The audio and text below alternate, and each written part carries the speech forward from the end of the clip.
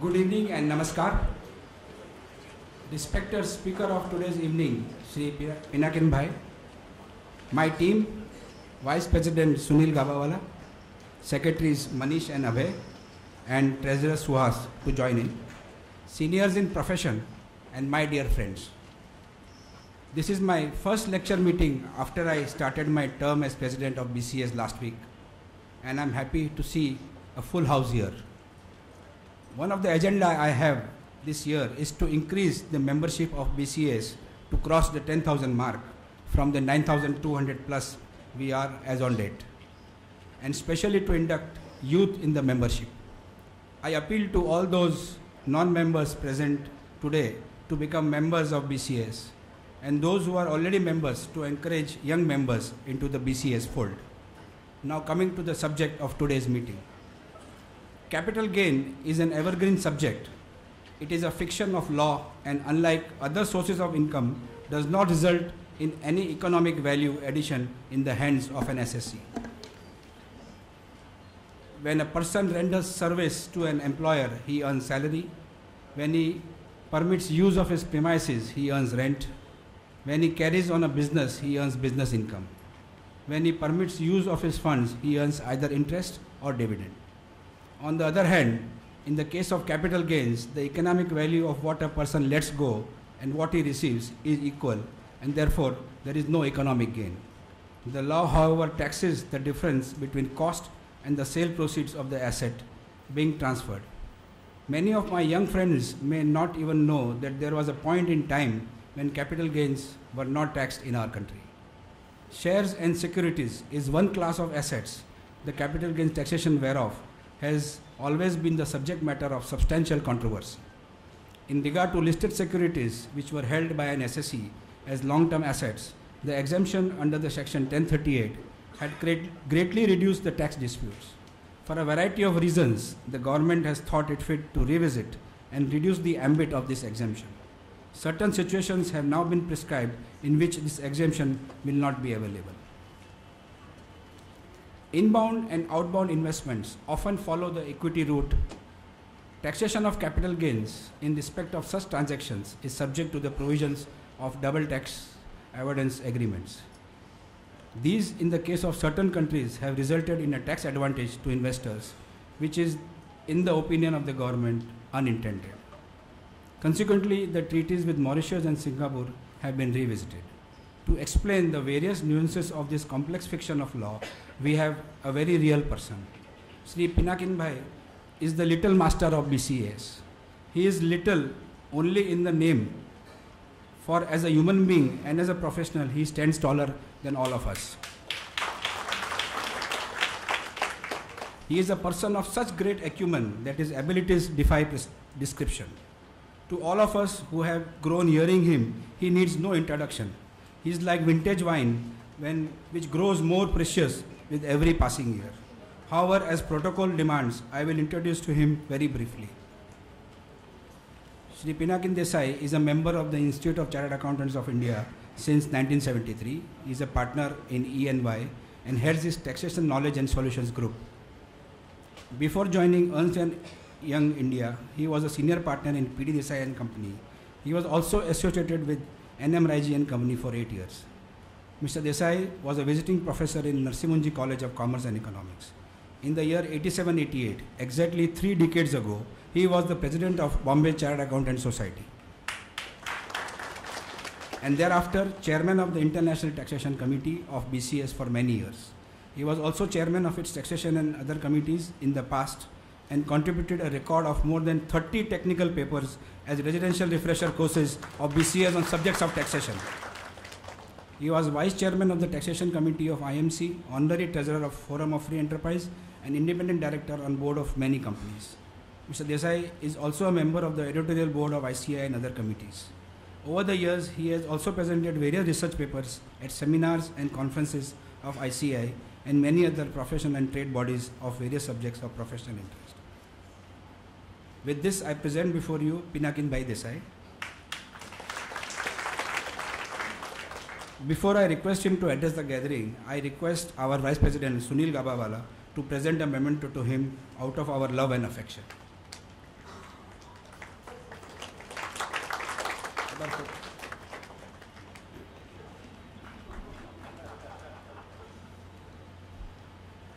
Currently is the era of GST, and we had transition problems in GST. Pinakin Bhai has been keeping a sore throat for the last couple of days. Still, he has made an attempt to come here, but he has put a caveat that in case he is unable to take it further, he has bought Geeta Benjani to take it from there. We welcome Geeta Benjani also. The office bearers on the dais, our heartiest congratulations to the new team. I am honored also by the presence of the past president of the institute and the past presidents of the Bombay Chartered Accountants Society, other dignitaries, and my dear friends. Narayan Pasari, and with your permission, with the blessings of Narayan, let's begin. I think all is well for the society. Thanks also to Geeta Ben for being here as a backup. And she has been such a wonderful backup that at the end, if I am not able to hand over to her, you will regret as to why something did not go wrong. Yeah. May I begin with a very small anecdote, and I need your support thereon. There is a small conversation between Charlie Chaplin and Einstein. Einstein mentioned to Charlie Chaplin that you are so lucky. You don't speak anything and people still believe they have followed you. Charlie Chaplin replied saying that yes, people have been so kind. But let me also share, Mr. Einstein, that you say something which people don't understand at all, but they still believe they have understood. And Einstein said, they have been so kind to me. If I were to fall into any one of the two categories, I would believe you will still be as kind to me. Now with this, may we proceed with the subject proper, and we can probably come to the meat of the matter. Capital gains continues to be a very buoyant subject all through. After it was imposed, as the President rightly mentioned, there were years up to 57 where, subject to off and on, switch off, we did not have capital gains at all. A receipt, if it was a capital receipt, was not chargeable. If it was a revenue receipt, it was chargeable. But gone are those days, and we have to live with the capital gains at the moment. In the recent budget, there have been a couple of changes. In the recent past, there has also been an amendment to a couple of treaties, and the subject has therefore become suddenly live. And in particular, when we come to section 10, subsection 38, the long-term capital gains exemption in relation to listed securities. It is something which is affecting each and every person, be it a corporate or an individual. But before that, we begin with some more devastating change in the form of amendment to section 50C capital A. In the past, we could very confidently say that tax is payable on money which is actually received. If I have not received money, then I am not required to pay tax. Income must accrue to me, or income must be received by me in order that some tax is payable. If there is no actual accrual, if there is no actual receipt, then there is no income, and if there is no income, tax is not payable. I am required to pay tax not on what I could have earned, I am required to pay tax on what I have actually earned. And therefore, in Raman's case, 67 ITR page 11, Supreme Court laid down that even if someone were to prefer to sell his asset at a value which is lower than the correct value, the fair value, he will still pay tax only on what he has actually received. But over the years, we had Section 50C, we have Section 43CA, and now we have Section 50CA, 43CA and now 50CA. What is the scope of Section 50CA? It deals with unquoted shares. It does not deal with quoted shares. In other words, if I am the owner of a capital asset, which is a quoted share, and if I am transferring that share in relation to the value which I realize from the quoted share, I need not worry about Section 50CA.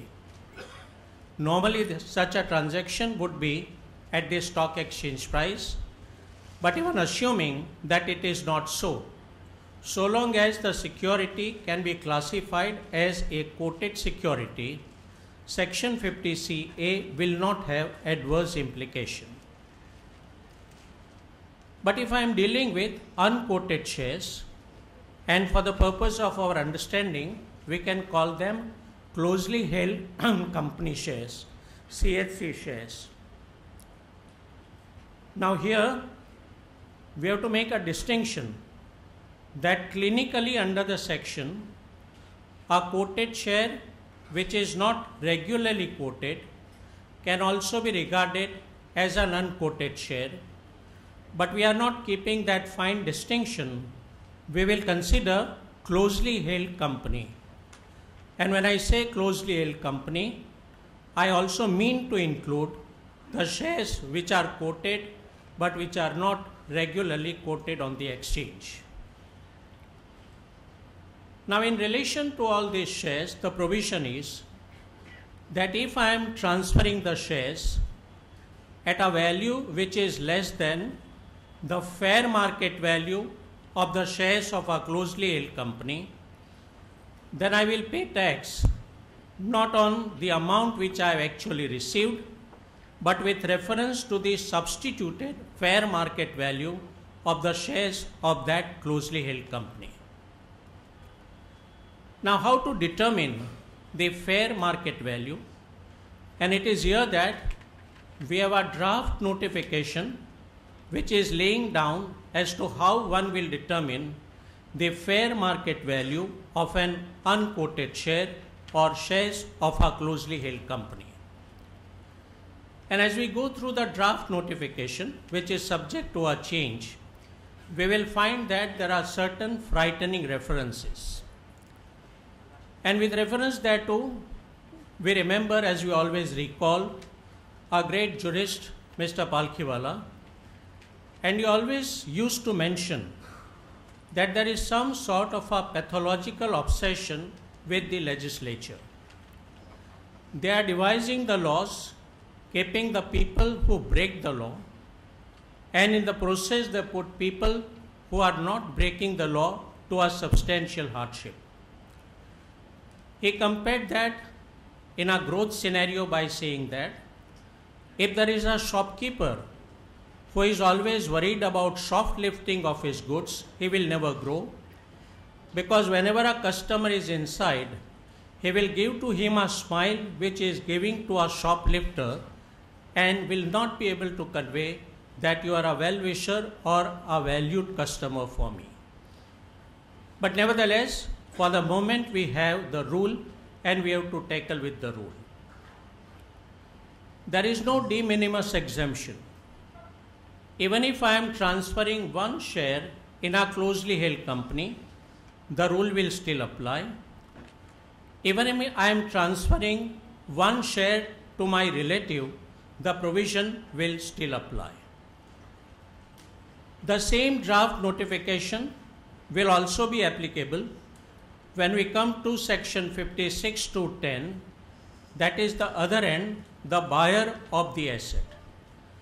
So seller of the asset will have to meet with the norms and valuation under section 50CA.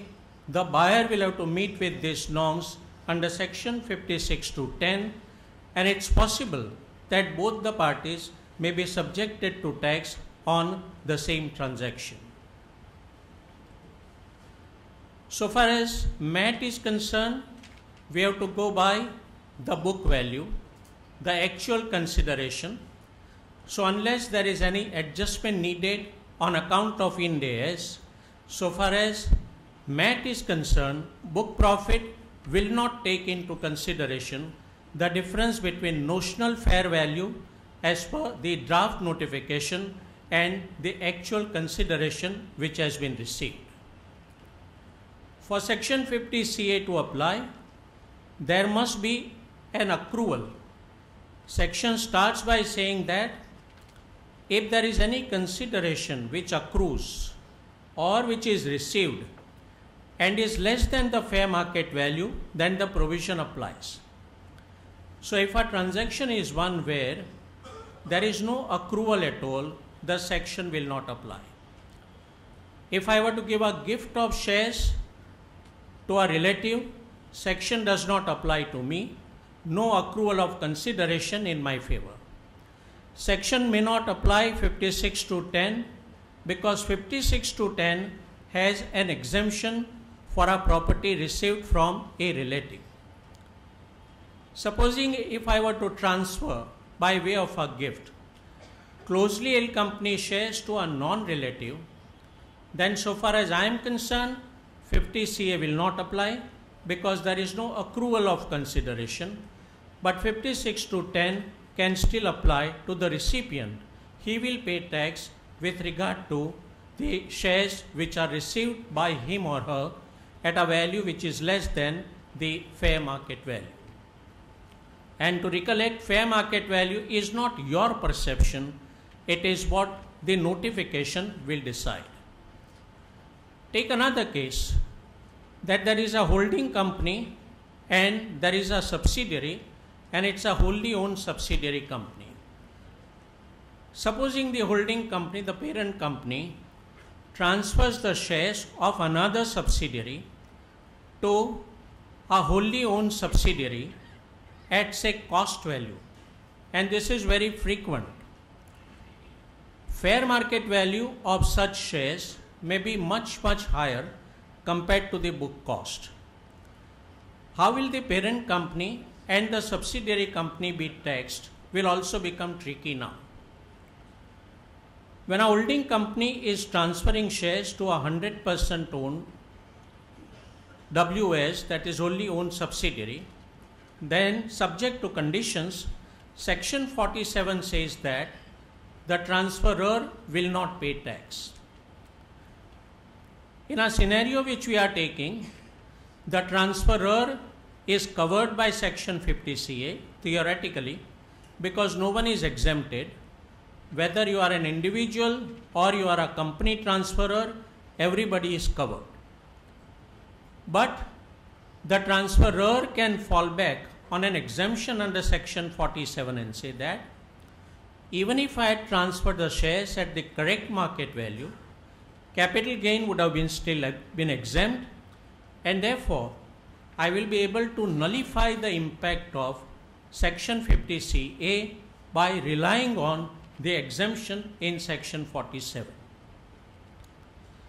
If I breach any of the conditions of section 47 and as a result of section 47 capital A, capital gain becomes chargeable in the hands of the parent company, then the parent company will also be subjected to tax under section 50CA. There is no concession with regard to a transfer to a wholly owned subsidiary. Come over now to the case of the wholly owned subsidiary.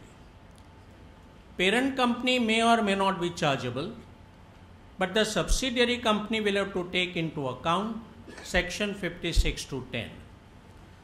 Property received at a value which is less than the fair market value is covered by section 56 to 10.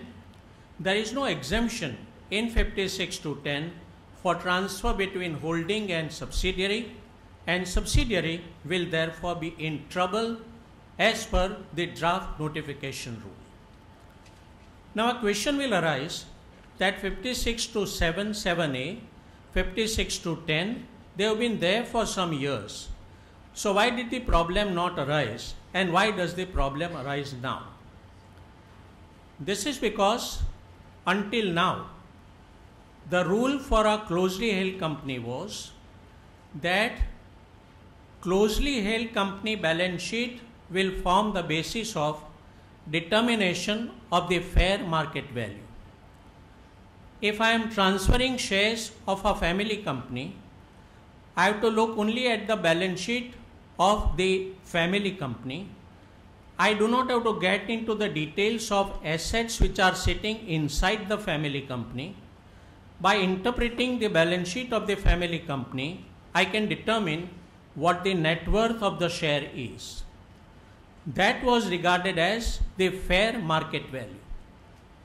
So even if my family company had immovable property which had appreciated in value, had listed shares which had appreciated in value, my family company owned another family company, which family company had immovable property or jewelry, I did not have to take any of those things into account. I can merely stop at the company whose shares are being transferred by me. Whereas under the draft notification, what we now find is that in certain appropriate circumstances, you will have to open up your own family company. You might have to open up the underlying family company and then determine what the fair market value of the shares would be. Now, which are the assets which are targeted, where I will have to open up the balance sheet and verify whether any of them is possessing jewelry, painting, work of art, etc. In such a situation, I have to go by the fair market value of jewelry and not the book value or the cost value of jewelry. If there are unquoted equity shares which are owned by a family company, I will have to fair value the unquoted equity share, and in valuing those unquoted equity share which is underlying, I will have to once again apply the rule to that underlying unquoted equity company. If there is any immovable property in any of the companies, then the stamp duty value of immovable property will become relevant. If there are quoted shares, then in that case, the stock exchange value of the quoted shares will become relevant and will need to be substituted. Let's take one small example.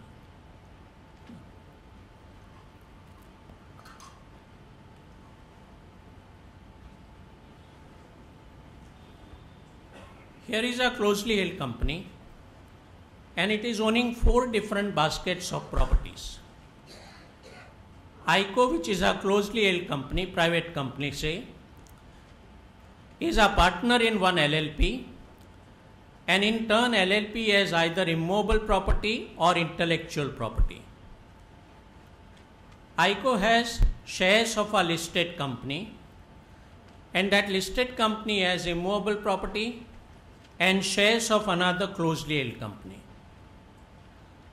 ICO has shares of another closely held company, and that closely held company has immovable properties. There is a company which is listed in a stock exchange outside India, and that company has immovable properties which are located outside India. Now, how do I value the shares of ICO transferred from husband to wife for a consideration? Till yesterday, I can only rely on the balance sheet of ICO and say that go by the net worth, the net book value of shares, subject to adjustment in respect of the reserves which are built up by that company itself. I did not have to go to properties of the underlying company. I did not have to go through the reserves of the underlying company. I can merely look at the balance sheet of ICO, the closely held company. What will happen now? I will have to recast the balance sheet of ICO, the closely held company, and it is on the basis of the recasted valuation appearing on the balance sheet of ICO that the value of the shares of ICO will be determined. So let's pick up each item one by one. How do I deal with partner interest in LLP? Now, if you looked at the list which we just saw, 3 items are required to be substituted: jewelry, unquoted equity shares, immovable property, and quoted equity shares, 4 of them. I do not have to substitute investment in a partnership firm, that is LLP. It's not a specified asset. So even if LLP might have properties which have appreciated in value, I need not open up that LLP. I can go by the value appearing in the books of ICO. The second asset is ICO, the closely held company, has immovable properties. But ICO, closely held company, has BCO, that is shares of a listed company. Listed company has immovable properties, and listed company also has shares of some other closely held companies, say the subsidiaries. Now in this case, how far do I go and open up or pierce through the listed company? And with regard to a listed company, the rule is that if you have taken into consideration the quoted price of BCO, then you need not go into the details of what BCO is holding. You can substitute the fair market value of the shares of listed company, and thereafter you need not go into the immovable properties or the shares which are possessed by the listed company. In case of LLP, you are not opening up anything at all. You go by the book value. In case of listed shares, you will be substituting the value instead of the cost value or the book value.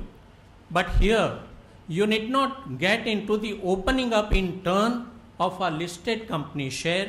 You can stop at the value of listed share.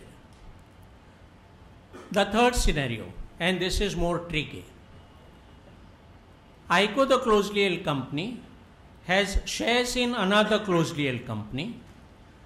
I have to open up the balance sheet of ICO because ICO has a specified property, namely shares of a closely held company.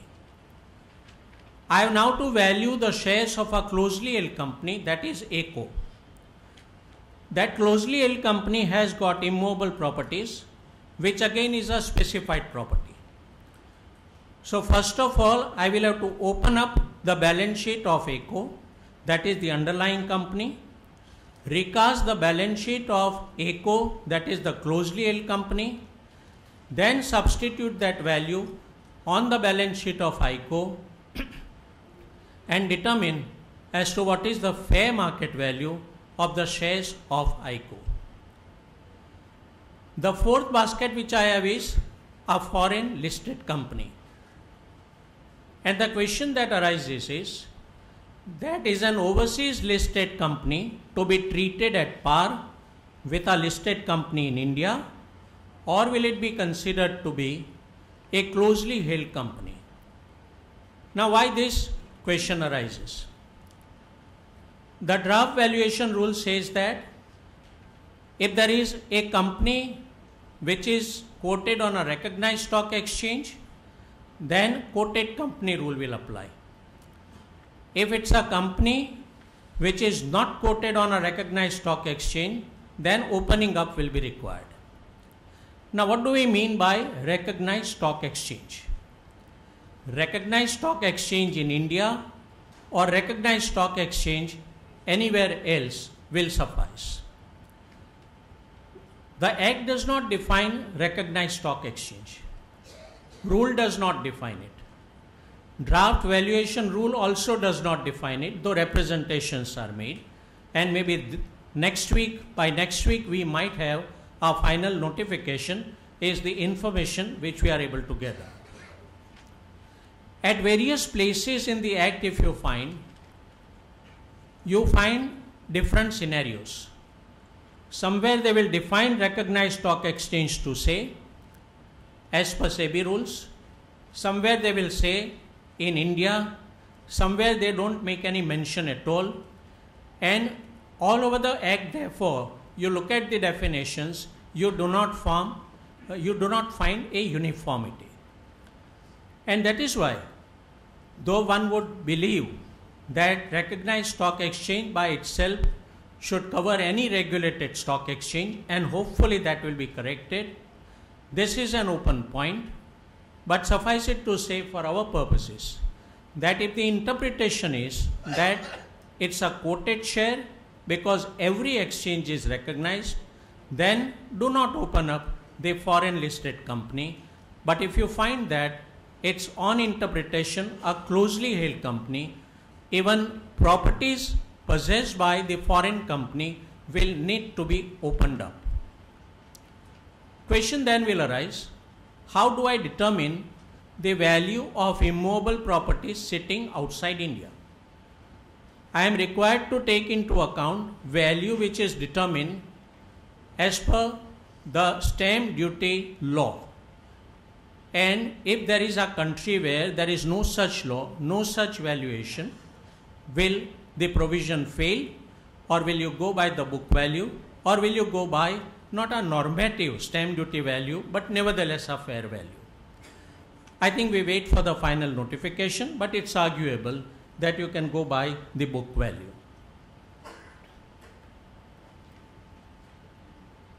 No distinction has been made between a productive asset or unproductive asset. No distinction has been made also between stock in trade and a capital asset. So if there is a jeweler company and jeweler is having jewelry which is held as stock in trade, he will still need to take into account the market value for the purpose of determining the value of shares. Again, in case of a closely held company, it is always recognized that there are restrictions on transferability of shares, and therefore always a discount is given to the shares of a closely held company, but we never have this discount on this particular draft notification. Once again, a shareholder can realize value after the company has sold the asset and company has paid tax, but even that adjustment we do not find. Let's hope that greater sense will prevail as we get the final notification. Now, a couple of hardship points, though we probably have covered most of it. Normal market value of a business is different from the value of assets which are sitting inside a business. And the draft notification does not make any distinction between a property and a property which is forming part of business. If they had given an exemption with regard to productive asset, then this difficulty would not have arisen. So take for example, I am holding shares of a hotel company, which is a family company, and I have got assets which are immovable properties sitting inside that hotel company. For a number of reasons, I may not be doing well in the hotel business. I may have labor disputes, I may have labor trouble, I may have some disputes on account of litigation. My registrations might have been cancelled, making it little uncertain whether or not I'll be able to carry on business. There could be encroachment. Now, in a situation like this, the enterprise value of a business would be much different from the asset-backed value of a business. Air India is one of the classic examples that we can look at. Now, in such a scenario, would you take into consideration the bare market value of the properties as per stamp duty law? And if you do take that into account, the value which you get normatively is not the value which a commercial valuer will certify. One more other area of hardship. Take for example that a private company or a closely held public company, whichever, issued redeemable preference shares. The terms of issue of the redeemable preference shares are that I am collecting premium today, but on redemption, premium will be payable. Whatever premium that company has collected gets credited to reserves and surplus generally, and depending on the accounting methodology and the corporate law opinion, there may be a provision made for premium which is payable on redemption. On account of certain knots in the Companies Act, companies may not always make a provision with regard to redemption premium which is payable. So typically what we are faced with here is that a company has collected premium, securities premium is swelling the net worth of the company, but there is no corresponding liability on the balance sheet with regard to premium which is payable on redemption, which may be said 2 years hence. Now let us suppose that this is a company where there are equity shareholders and there are preference shareholders, and all of them are desirous of selling the shares. So we have to work out the fair market value of preference shares. We have to work out the fair market value of equity shares. When fair market value of preference shares is considered, the preference shareholder will say that I have an expectation of receiving redemption premium, so I will value my preference share on the basis that I am entitled to preference premium. That redemption will take place out of securities premium. On the other hand, when you are valuing the equity shares of the company, there is a normative rule according to which all reserves and surpluses on the balance sheet of the company ought to be taken into account for the purpose of valuing the equity shares. Securities premium, which is today appearing on the balance sheet of the company, is a part of reserves and surplus. I know that it is going to be utilized 2 years hence, for it will be diverted to the preference shareholders by way of redemption premium, but as of today it's sitting on my balance sheet, so the totality of the value, preference shareholder and equity shareholder put together under normative rule, will exceed the value of the company. The preference shareholder as also the equity shareholder, directly or indirectly, take into consideration the securities premium as the amount to which he is entitled, and this is going to give an unfair value of the property. I think this we already covered. Now the last point on, and a very bothersome point on, how do I deal with tax withholding?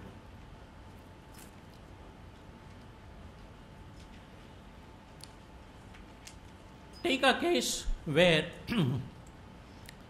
I am acquiring an asset, I am a resident, and I am acquiring an asset being shared in an unquoted company from a non-resident.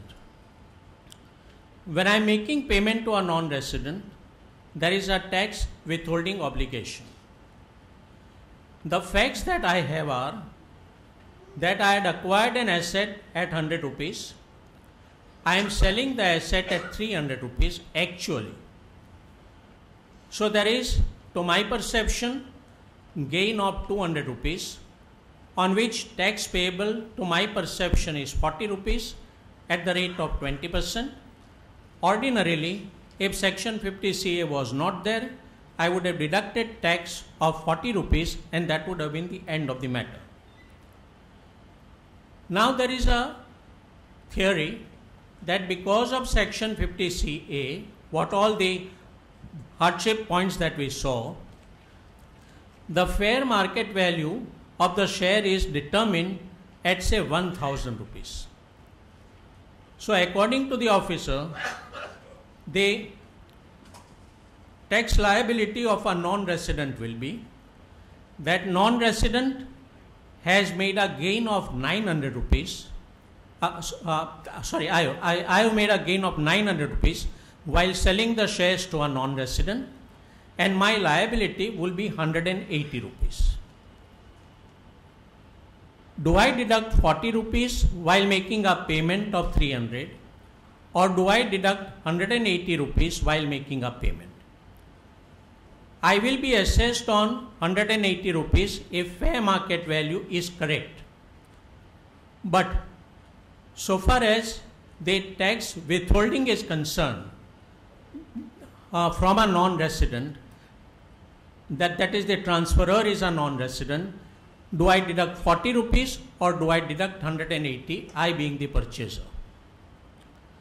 Now if you look at section 195, it says that any person responsible for paying to a non-resident, I am a purchaser, I am making payment to a non-resident with regard to liability of a non-resident upon non-resident transferring the shares to me. Any person responsible for paying to a non-resident any sum chargeable under the provisions of the Act shall at the time of credit of such income to the account of the payee or at the time of payment in cash or by any other mode deduct tax thereon. Now what is meant by deduct tax thereon? Nobody says that I have to deduct more than 300 rupees because actually I am paying only 300 rupees and nothing more. So my maximum liability cannot exceed 300 rupees even if the fair market value is determined at 5,000 rupees in the hands of the non-resident vendor from whom I have purchased the shares. But when I have a possibility up to 300 rupees to deduct the tax, should I deduct 40 rupees by assuming that I will look at my book entries, I am crediting you with 300 rupees, I will consider that to be the consideration of 300, going by the books, I will consider or reckon 40 rupees and deduct 40, or do I have to wait for what the officer will say and I deduct 180 rupees? I might also have responsibility as a representative assessee, which is different. Non-residents' own liability as a seller is different. We are only on tax withholding. The issue is not free from doubt, but if we have to choose between the two, as of date, I would believe that I can take into account the amount which I am actually crediting and paying. I need not go into the hypothesis of what the amount will be determined by the assessing officer in the hands of the non-resident company. Now that takes us to a small other item which might make a material difference for some of us. We always have a concept of inflation index, and apart from the cost inflation index, we periodically always have a fair value substitution index or a benchmark which the law permits. If I acquired some property which is a capital asset, and if I acquired it long back prior to 2001, say some lady inherited jewelry 50 years back. Now in such a case, when the asset is sold, I'm sorry. When the asset is sold, do I go by the actual cost? Do I ascertain the cost? Or is there any other medium which is available by which I can reduce my capital gain liability or make the computation workable? Now here I am now told that if any capital asset is acquired before 2001, but if it is sold now, then the fair market value of that asset on 1st April 2001 at my option can be substituted as the cost of acquisition. I can even claim indexation thereon starting from 1981, and as per our calculation, if the base index in 1981 is 100, then today the index figure is likely to be around 275. So 2.7 times over will be the rollover which I get by way of further indexation. Now questions have arisen in the past with regard to certain bonus shares which are received by a shareholder. Supposing I am shareholder of a listed company which in the year 98 had issued certain bonus shares which I am holding today. There was a further bonus issue in 2004 in tranche 2 which also I am holding today. And in 2004 when I got the bonus shares, I got bonus also on the original bonus. Section 55 subsection 2 clause B says that whenever I am selling the bonus shares, the cost of a bonus share is to be presumed to be nil. In other words, subject to our discussion on this last amendment, I would have taken a view that if I am selling the bonus shares, whether pertaining to a 98 lot or pertaining to 2004 lot, tranche 1 or tranche 2, the cost of acquisition would be nil, and the entire sale consideration therefore is the chargeable capital gain that I have. But on account of the amendment, how do I look at the shares which I received in 98 but which I am selling today? Is the fiction of section 55 subsection 2 clause B is so powerful enough to say that notwithstanding anything which is there in an amendment, insofar as the bonus share is concerned, the cost will continue to be nil, or will this amendment of 2001 substitution override section 55 2B? And in a series of decisions, the courts have taken a view when the benchmark value was 1981 that notwithstanding section 55 2B, in relation to the sale of bonus shares which are acquired prior to 2001, one can say that I will be able to substitute the fair market value of the bonus share as on 1st April 2001. I need not even dilute it by the circumstance that there was a further bonus with regard to the same bonus, and I can even index the 1981 or, as the case may be, 2001 value and then say that determine my capital gains liability. Indeed, if I sell the bonus lot which I received in 2004, the traditional law, unamended law, will continue because I have not acquired them. The date of acquisition does not relate back to the original holding. I have not acquired them before 2001. I therefore cannot substitute the fair market value. Now take for example, somebody wants to apply this to a case of a trademark. Can he do that? Can somebody say that he acquired a trademark of whose the cost was nil? It was a self-acquired asset, but acquired nevertheless prior to 2001. If he were to sell the trademark today, can he say that give me by way of a cost 2001 fair market value of trademark and then determine my tax liability? The answer would be no.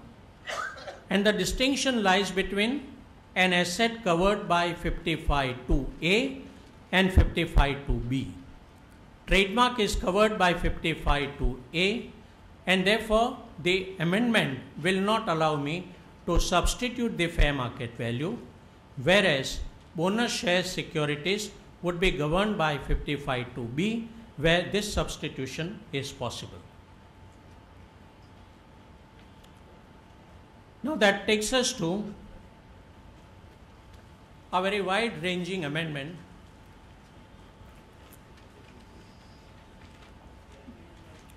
Section 10, subsection 38. A very simple rule that we had to deal with until yesterday was that if I am transferring the shares of a listed company, if I am transferring the shares, which is a long-term capital asset, if the sale is on the stock exchange, if the transaction is chargeable to STT, and therefore I would pay STT, we believe. Let's not get into some very fine distinction between chargeable and actual payment. Then I get complete exemption. There is no exemption for a company so far as MAT is concerned. But let's consider we are presently on a scenario where MAT is not a concern at all. In any of the illustrations that we see, we will not address MAT. We are only on a normal computation. So I merely had to look at when I am selling the shares, is it on the stock exchange? Is it chargeable to STT? Is it long term? If these three conditions are fulfilled, then I get a complete exemption under 1038. This condition continues. There is no change in this condition. Even tomorrow, if I need an exemption, I will need to see to it that there is a transfer on the stock exchange. It is chargeable to capital gain, chargeable to STT, and then only I will be able to claim exemption. But then what is the difference which has been made? The difference which has now been made is that a person who sells the securities and a person who needs an exemption will have to also look at how he acquired the shares. Depending on how I acquired the shares, I will be able to determine whether I can claim exemption. If I acquired them validly or rightly, then exemption will continue, provided I sell on the stock exchange and it is chargeable to STT. It's a common condition and we will not deal with that again and again. But if I did not acquire them rightly and validly, then even if I sell on the stock exchange at a later date and pay STT, I will not get an exemption. So one wants to verify how I acquired. And therefore, a proviso has been added. Proviso now takes away the exemption. 1038 grants an exemption. Proviso is intending to take away that exemption by saying that provided that nothing will apply in relation to long-term capital gain if the transaction of acquisition, we again recollect we are on verification of acquisition, but there has to be transaction of acquisition. These words are important and we might have to deal with them a little later. If the transaction by which I am acquiring the shares was entered into after 2004 October and such transaction was not chargeable to STT. So if I have acquired by whichever mode prior to 1st of October 2004, the proviso will not apply. The traditional law will continue to apply. But if I happen to acquire it on or after 1st of October 2004, I need to be cautious. I need to verify, have I paid STT at the time of purchase? If I did not pay STT at the time of purchase, it's a concern. Proviso does not want to grant me exemption even if I sell on the stock exchange at a later date. But thereafter there was a considerable hue and cry and there were multiple representations.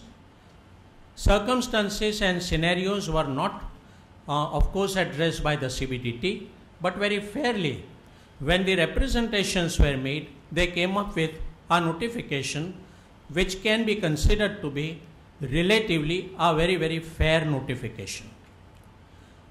Instead of reversing nevertheless the provision, what they now said is that we will continue to apply this rule because we are worried about penny stocks. I don't know how they will address penny stocks here, but quite a few other people will be captured here, but nevertheless, they said that we will not consider acquisition to be a proper acquisition only in 3 circumstances.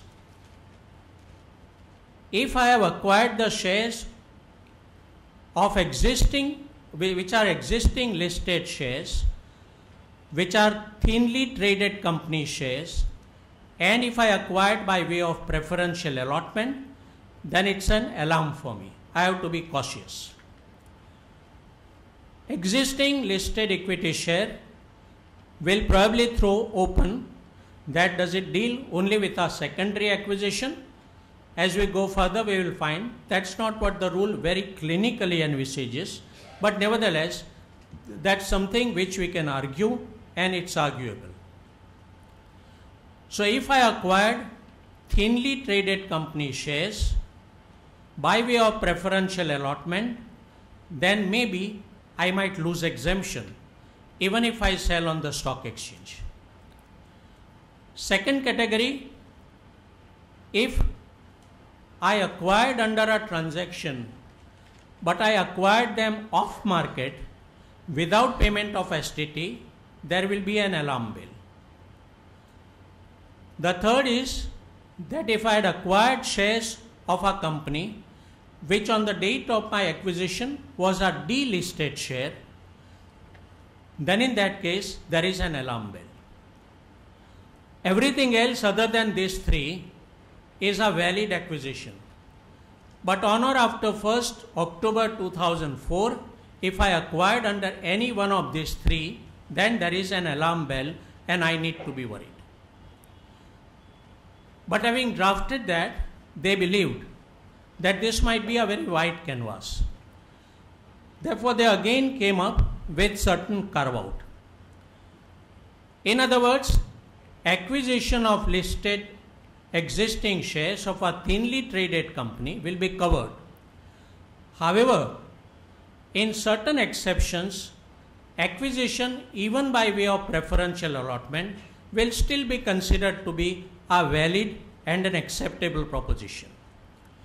So first they say we do not want to exempt, and then they say that but nevertheless in these circumstances we will exempt. So all the carve-outs which are there are the carve-outs where we find that exemption will be permissible. You need not worry. Even if you acquired thinly traded share on preferential allotment, if you fit within the carve-out, you need not worry. The alarm will shut. Similarly, even if you acquired off the market, you still need not worry if you fit within one of the carve-outs. Depending on the situation, one may find that more than one carve-out may be applicable. So long as I am able to fulfill any one of the multiple carve-out, it's good enough for me. I need not satisfy all of them cumulatively. I am not going into each one of the carve-outs, but we have maybe 4 to 5 small case studies where we will try to address what the carve-outs are really speaking about. Take for example, I am a person wanting to sell the shares today, and I had acquired those shares in an IPO where I find that I had not paid STT. Acquisition is after 2004. Going by the language, acquisition on or after 2004, not chargeable to STT, I would have been covered. I might have even acquired the shares when the company was an unlisted company and later on has gone into IPO, it has been listed. Now in either scenario, promoters selling shares of unlisted company getting eventually listed or a participant in an IPO, how do I look at the carve-out? If I fit within the carve-out, exemption would be available.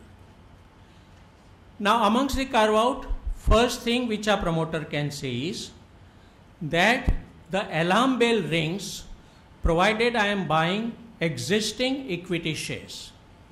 Shares which I was holding as a promoter were then not the existing equity shares. I bought them at a time they were unlisted shares. Therefore, I don't fit within the alarm category at all. Give me the exemption, and I think you would be right. What about a person who is participating in IPO? Now, whenever a person is participating in IPO, then you find that there is a fresh allotment which is made. It's a fresh issue of shares. And one of the carve-outs that we have on clause B, the second alarm that you get is that if anyone has acquired listed equity shares off market, but through a fresh issue of shares, then there is a carve-out which is available. So a person who has acquired through an IPO, he acquires by means of a fresh issue, and he therefore will be entitled to claim exemption when the shares are sold. Actually, if we look at the bullet, the bonus shares, the right shares, the ESOP, the sweat equity will all get covered here because all of them will typically be the fresh issues. Now this is interesting. Let's look at a scenario where there is company ACO. ACO is holding shares of BICO, which is a closely held company, 100% owned. That closely held company is owning the shares of a listed company, and BICO had acquired the shares of listed company DICO underlying on or after 1st October 2004 without payment of STT. So far as BICO is concerned, the acquisition is a tainted acquisition. It's not a valid acquisition. It's not an acceptable acquisition. It's an alarm acquisition. Now what the group is doing is, and we are not suggesting here on this case study that there is any planning which is involved. We are just examining a position in abstract, and therefore please do not try to read any planning angle here. It is just for the purpose of bringing out what the width of the carve out would be. There is a merger of BICO with SICO, another listed company, and as a result of the merger you will find that ACO, the shareholder of BICO, will get the shares of SICO, which are listed shares, which will be new shares because on merger they are allotted for the first time to ACO. BICO was owning the shares of DICO, the listed company, the left hand side. All the properties of merging company get transferred to the amalgamated company. As a result of that, BICO will be transferring the ownership of shares to SICO, and SICO will now acquire the shares of DICO from the merging company. So now at the end of the merger, what we find is that ACO is the owner of listed shares SICO. SICO is the owner of listed shares DICO. Let's assume that at some point of time, SICO wants to sell the shares of DICO, and how will SICO have to defend its own acquisition? SICO has acquired shares in a merger without payment of STT. So there is an alarm bell. Paragraph B says that if on or after 1st October 2004, anyone has acquired shares without payment of STT, then there is an alarm bell. So SICO will be asked to justify that your acquisition is not a proper or a right or a valid acquisition because you did not pay any STT at that point of time, which is a carve out likely to be applicable to SICO when SICO wants to sell the shares and its claim exemption. Now SICO will say that I have acquired the shares of DICO from the merging company under a code scheme of merger. One of the carve-outs that we have is that if anyone acquires the shares in a scheme which is approved either by the court or by NCLT or by SEBI, etc., certain authorities, then no matter that STT may not have been paid, it will still be considered to be a valid acquisition. So on that ground, SECO will say that I am entitled to exemption, and SECO would be right. Another exemption, another carve out that SECO can look at will be that there is also a carve out that if anyone acquires a share pursuant to a scheme which is exempt under section 47, it may be considered to be a valid acquisition. Now SECO has acquired under a merger scheme. Merger is tax exempt under section 47. So SECO might put up an argument that I acquired the shares of DECO under a merger scheme referred to in section 47, and therefore also you grant to me the exemption. Now SECO probably will not be right on this. The reason is that only for one entry of the carve out, that is an entry related to section 47, there is a further condition that acquisition upon a merger, section 47, will be considered to be a good acquisition provided that the previous owner had acquired this security in a valid and a taint-free manner. So far as we are concerned, SECO received the shares from BECO. BECO's acquisition was tainted, it was off the market, and since the previous owner does not satisfy the condition, SECO cannot rely on that carve out. So long as any one carve out is available with SECO, SECO will still succeed, not on the ground of section 47, but on the ground that it's an approved scheme by the court. Now let's look at ACO. ACO wants to sell the shares. ACO was earlier holding shares of BECO.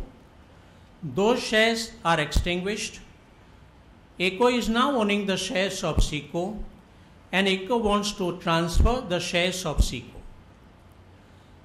ACO acquired the shares through a merger scheme. ACO acquired the shares which are by means of a fresh issue because the shares were not existing earlier, and ACO also acquired the shares under an arrangement where we find that section 47 exempts. So there are three different carve-outs that ACO can consider. ACO can say exempt because I acquired under a scheme. You exempt because it's a fresh issue. You exempt because it is covered by section 47. On section 47, there could be interpretation issue because there is no previous owner here. But nevertheless, since other two carve-outs are applicable, we need not get into that. Now on a gift of shares, what we find here is that X had acquired the shares by payment of STT. X has given a gift to Y. Y gives a gift to Y, Z, and Z wants to transfer the asset. So in the hands of Z, I have to verify that was it an acquisition after payment of STT? It is not, because it is received by way of a gift. Is there any chance for Mr. Z to claim an exemption? And here Mr. Z will say that I acquired the shares under a gift, which is a transaction fitting within section 47.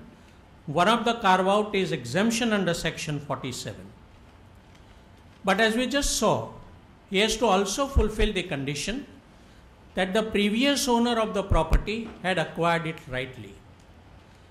Now here Y is the previous owner. Y's previous owner is X.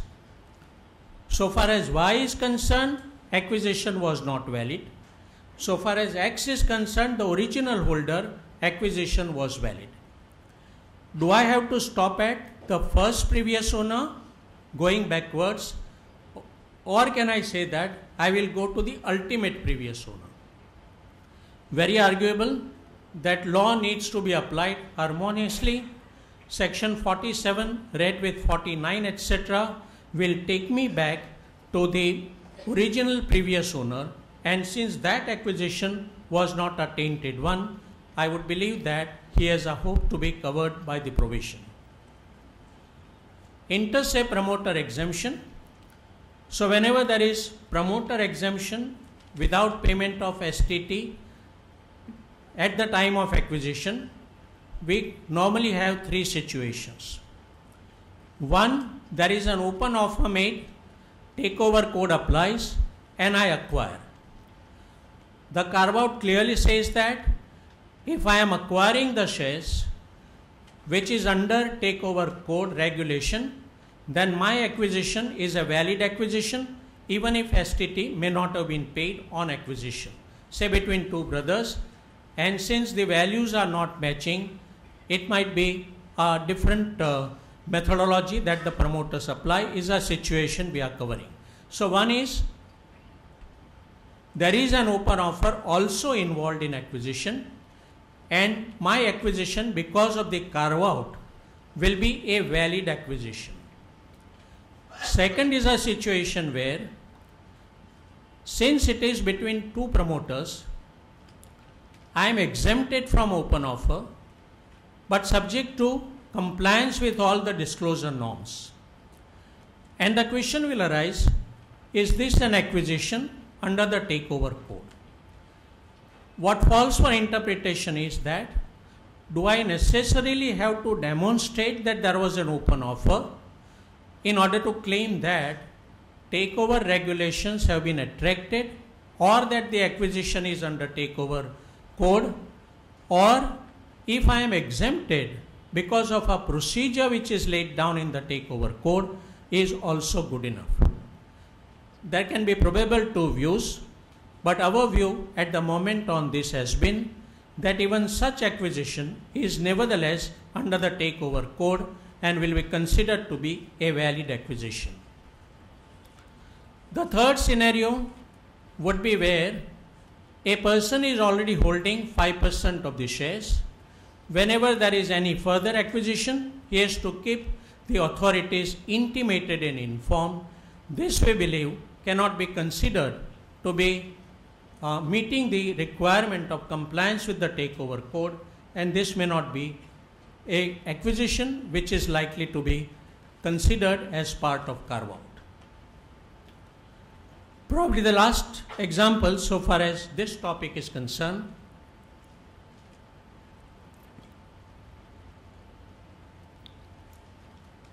that there is a company is holding, because this example will as equally apply to some of the other cases of inheritance, etc. Company is holding shares of a listed company. Company, by a process of LLP Act, gets converted into LLP, and what we find is that the shares of the listed company will be vesting from ACO, the original erstwhile company, to LLP. LLP ultimately wants to sell the shares. And how does LLP get an exemption? LLP will say that the transaction is covered by Section 47, assuming that the conversion is a tax neutral transaction. Officer will ask a question to LLP. If you are under Section 47, go back to the previous owner. We are able to satisfy, let's assume, the condition that ACO had acquired the shares in a valid manner, and therefore LLP's acquisition will be considered to be a valid acquisition, even though no consideration has been paid by LLP as such. Now, supposing it's a non-tax neutral, one of the conditions of Section 47 has been breached, and as a result of that, I can't fall back on a carve-out which is dealing with Section 47. Is there any expectation for LLP in such a situation to say that still the provision which is adverse to me should not apply? And I think let's recall proviso to Section 10, subsection 38. If you recall, it says that provided that there will be disability created if there is a transaction of acquisition and as a result of transaction of acquisition, the shares are vesting in a person. Disability can apply only if I have acquired under a transaction of acquisition. The question will arise when there is a conversion and it's not bilateral. Transaction has to be bilateral. This is not bilateral. Inheritance, the same thing can happen. So I am acquiring, but I am not acquiring under a transaction of acquisition. And if there is no transaction of acquisition, the proviso itself does not apply. If proviso itself doesn't apply, there is no disability created, then I would believe LLP can say that the acquisition is a valid acquisition. Now this takes us to what the President asked me to take in particular.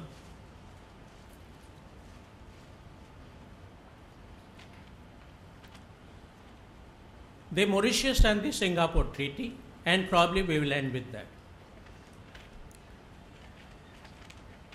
If you look at the India-Mauritius Treaty, a sea change took place a year back when the treaty with Mauritius got renegotiated, treaty with Singapore got renegotiated. We now have also the horror of multilateral treaty coming up. But I am not taking up multilateral treaty impact today because very likely multilateral treaty will have a real impact when capital gain accrues or arises on or after 1st April 19 or 20, depending on the date of notification, ratification, etc. And I am sure BCAS will have gone through a number of lecture meetings prior thereto. So we are ignoring multilateral treaty for the time being, except for a fleeting reference.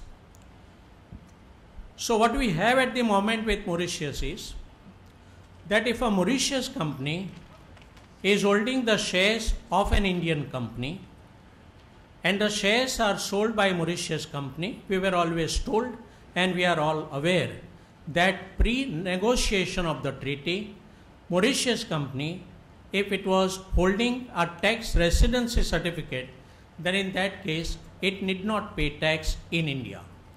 Source of income is in India, but nevertheless, it will not pay tax in India. That was a protection under the treaty.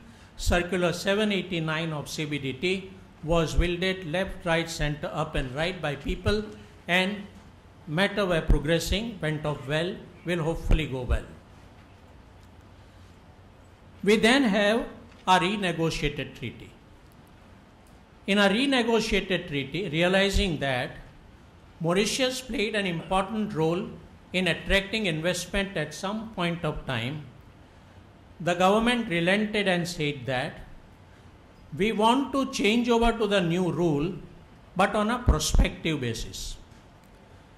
If any Mauritius company has shares of an Indian company, which are acquired up to 31st of March 17, and if those shares are sold, then in that case, we will continue to grant full exemption. If there is any acquisition between 17 and 19, then we will consider if the transaction is closed during this period, then we will give 50% tax concession, but thereafter, we will not give any concession whatsoever. You will pay the source taxation. But even if I transfer the shares in 2022 as per the renegotiated treaty, with regard to my holding which was acquired prior to 31st of March 17, I will still continue to get exemption. That is completely grandfather. And when there is a shelter of a grandfather, you know how effective that shelter is. Even the parents can't play any role there. So that is what grandfathering effectively means. Now, the wordings used are Mauritius company which has acquired the shares prior to 1st of April 2017. Acquired. Now we have a scenario here where there is a typical Mauritius company which on subscription acquired the shares in 2008-9, which also is holding certain partly paid shares which were subscribed in 16-17.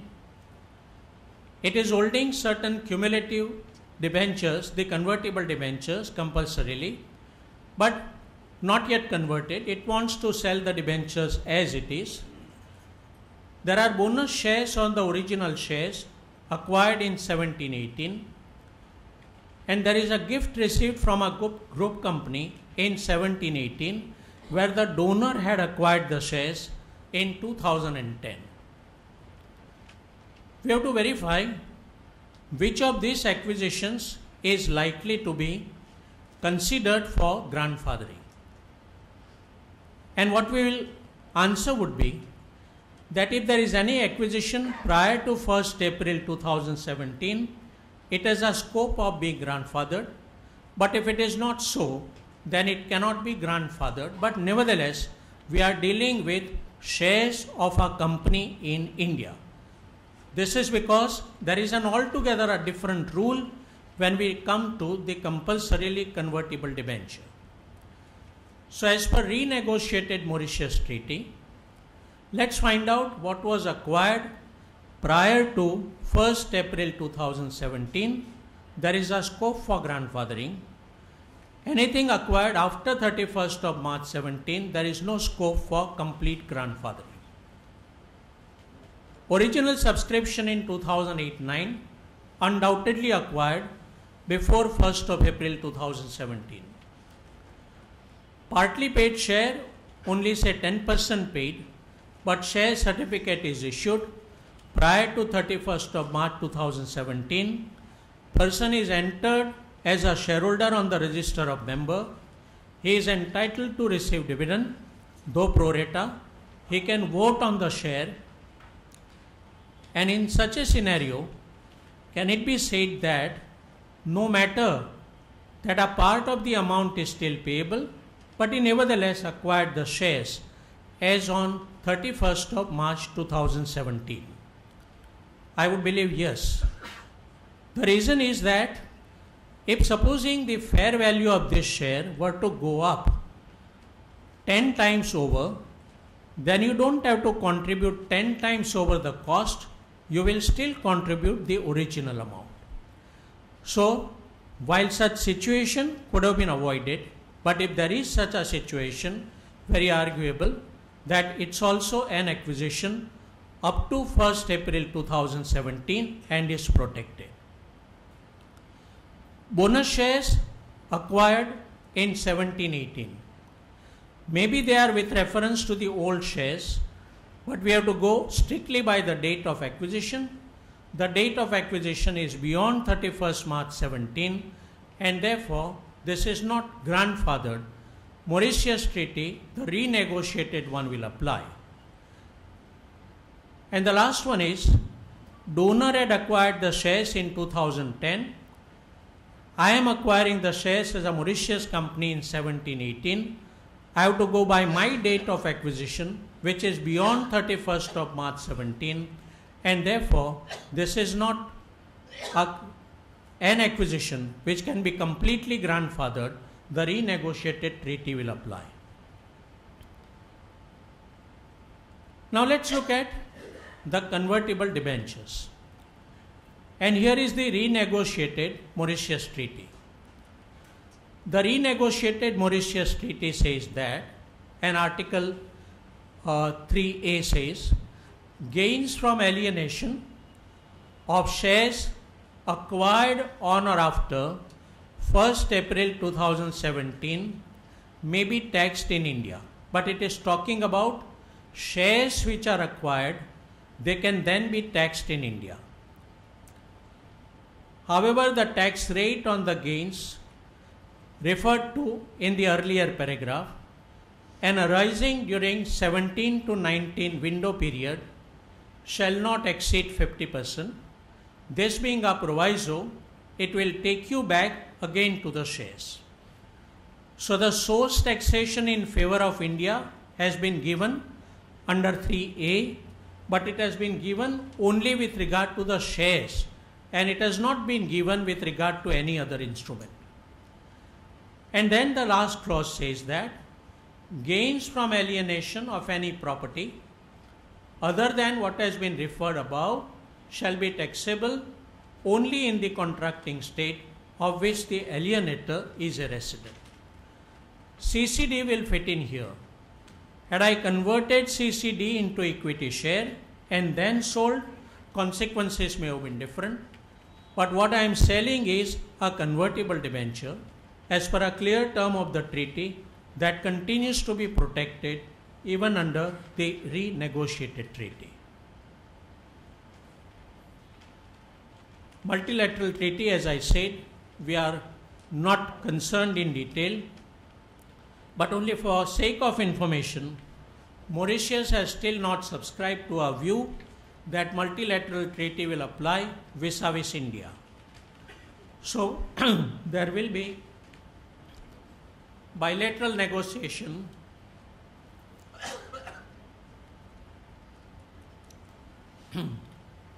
there will be bilateral negotiation between two countries based on which we'll need to decide as to how the Mauritius treaty will take shape at a future date. Insofar as Singapore is concerned, situation is a bit different. Unlike Mauritius, so far as Singapore renegotiated existing treaty without multilateral treaty is concerned, in order to get capital gains exemption, the motive test needs to be fulfilled. The Singapore company has to show that it was not established merely with a view to claiming exemption under the India-Singapore Treaty. It also needs to fulfill certain biannual expenditure or annual expenditure test to be incurred on activities within Singapore. As a result of this, Singapore Treaty, even as it is, you find, is stricter as compared to a Mauritius treaty. In MLI, Singapore has nominated India as one of the countries with which it will have a still stricter treaty, and we'll have to watch out as to how the interpretation of multilateral treaty will unfold in itself. But subject to that, Singapore also has a grandfathering provision. There are some intricacies around. There were, I would say, some intricacies around whether Singapore will be at par with Mauritius. But now that Singapore has been renegotiated in the recent past, we do not have that concern which had originally arisen when Mauritius was renegotiated, but Singapore was still not negotiated. I think there would be a couple of more things, but we'll have to be within time. Just as we start on time at BCA, we end on time as well. Now, over a period, we find things are becoming difficult. But I would only say two things. I think over a journey of 40 years around, and maybe more than 50 for Mr. Darak, respected Siddharak Sahib, you will find that things have become more and more complicated, but we have continued to survive, we have continued to enjoy. Luckily for all those who are an age group below 40, 45, you have a level playing field available in the sense that the things have changed so much that the more concern is for people who are on the other side of the age compared to the people who are technocrats. So I would only say, yeah, there would be complications. It's a challenge that we have to meet. Do not feel that we are reaching to an hopeless end. I think we are reaching to an endless hope. Thank you very much.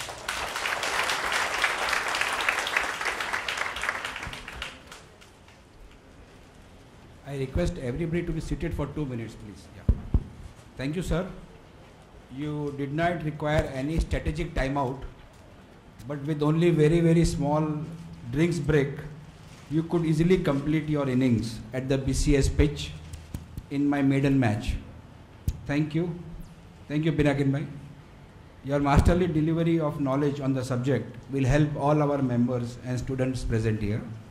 May I request our new office bearer, Joint Secretary Abhay Mehta, to make a few announcements and propose a vote of thanks.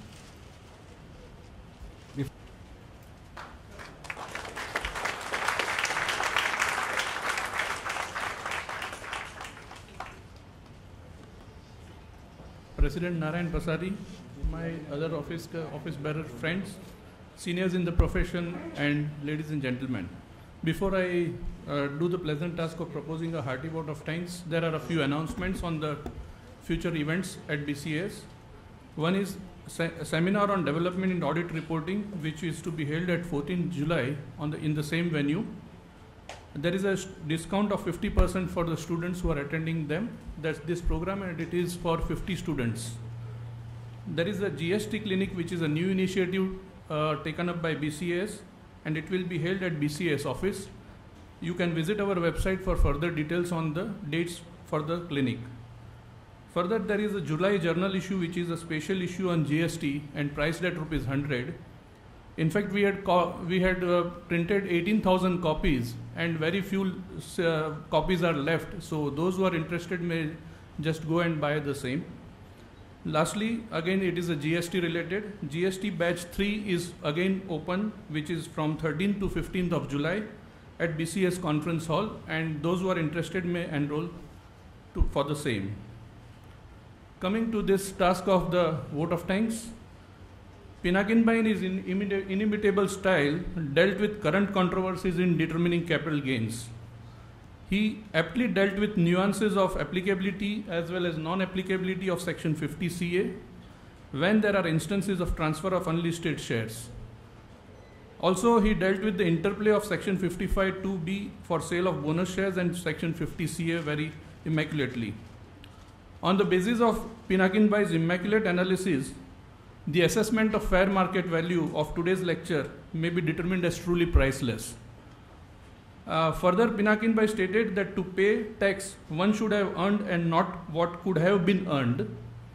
In our case today, I can unequivocally state that we have earned great knowledge, and let us pay tax to Pinakin D and Geetaben Jani, who has also aptly dealt with the same, in the form of a loud applause. Thank you very much.